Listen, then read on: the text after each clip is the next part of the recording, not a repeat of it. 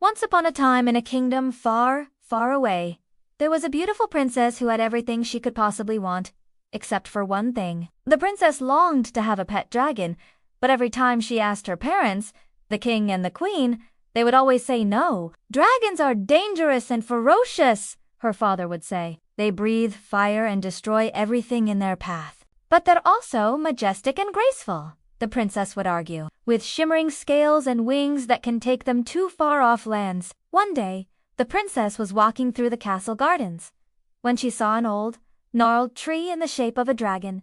She climbed up the tree and made a wish. "Oh, if only I had a dragon to call my own," she whispered to the wind. Suddenly, the tree shook and a tiny green head popped out. The princess gasped. "What are you?" she asked. "I'm a baby dragon," the dragon said in a small voice, "and I heard you wish for a dragon to be your pet. Would you like me to be your dragon?" The princess's eyes widened. "You're the dragon from the tree?" "Indeed I am," the dragon said proudly. "And I've been waiting for you to climb up the tree and make a wish so that I could become your pet." The princess couldn't believe her luck.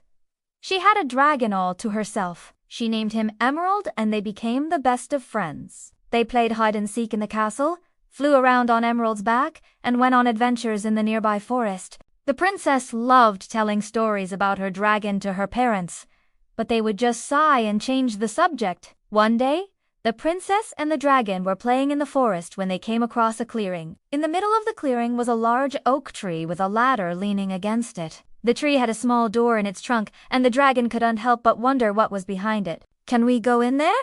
he asked. "Of course," the princess said. "It looks like fun." As they approached the tree, the dragon felt a sudden surge of energy. He took off into the air and landed on top of the oak tree. He looked down at the princess. "Wait for me," he said. "I'll be right back." Then he flew down the ladder and disappeared into the tree. The princess waited patiently for a few minutes, but the dragon didn't come back. She started to get worried. Where could he have gone? Just then, a gruff voice boomed from inside the tree. "Who's there?" The princess gasped and quickly hid behind the tree. A moment later, a large, scary-looking troll emerged from the tree. He had a thick beard and bushy eyebrows, and he was carrying a large club. "Did you see a dragon around here?" the princess asked. "A dragon?" the troll said, his eyes widening. "Why, just a minute ago I saw one fly down this ladder." "He must have gone through that door." The troll pointed to a small opening in the trunk of the tree.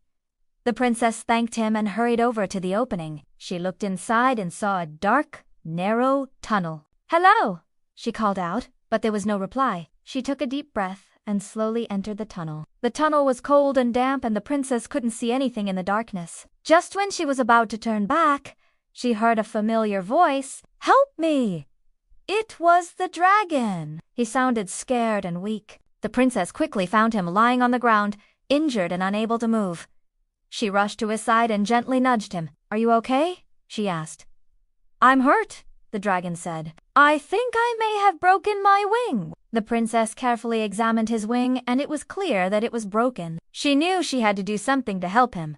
But what? She looked around the cave and saw some dry leaves. She gathered them up and made a small fire. Then she used some water from a nearby stream to clean his wound. "There?" she said. "That should help." The dragon smiled weakly. "Thank you, princess." The princess stayed with the dragon until he fell asleep. Then she left the cave and returned to the castle. She told her parents about the dragoness injury, and they finally agreed to let her keep him in the castle. The king and the queen were surprised by how well the princess and the dragon got along. They realized that he wasn't just a dangerous, ferocious beast, but a kind and gentle creature who deserved a chance to be someone's pet. From that day on, the princess and her dragon lived happily ever after in the castle, proving that even the most unlikely of pairs can become the best of friends. And that, my little listeners, is the end of today's story. The end.